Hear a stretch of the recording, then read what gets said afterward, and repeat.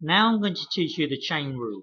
So you would use a chain rule here to work out the derivative of a function within a function. So whenever you spot that there's a function within a function, then use a chain rule to work it out.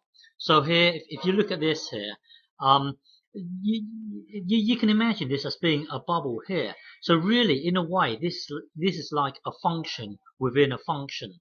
So you can visualize this as this: y equals 3, and then a bubble here, and then squared. So visualize it as this here. So you've got a function within a function in a way.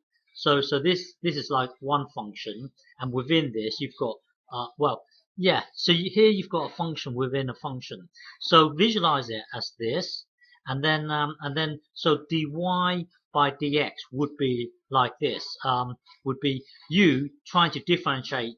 So dy by dx would be you trying to differentiate this as normal. So it would be 6. So this here gets multiplied to this one here, and then the power itself gets minus by 1.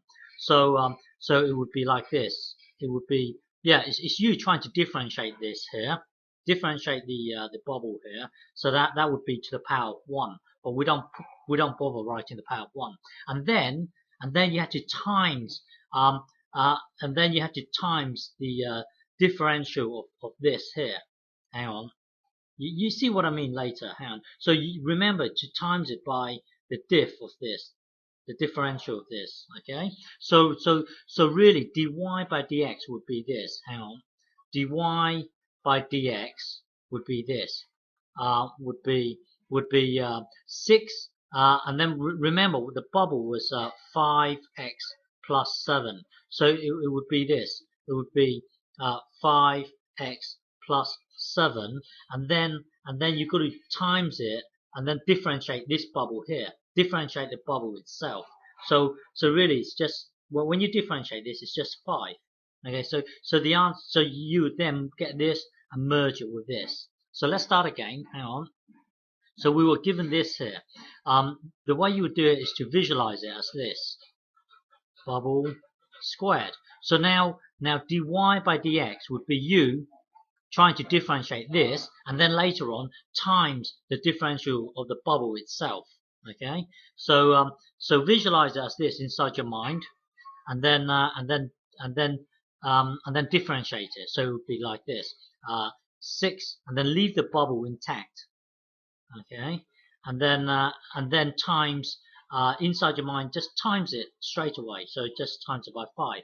So it's you trying to differentiate the bubble itself. So the answer would then be this. Okay, hang on. The answer would be, well, we're just going to get this and merge it with this 6 here. So it would be 30 bracket 5x plus 7. Okay, and then you could, if you wanted to, multiply it out, but you can just leave it as this.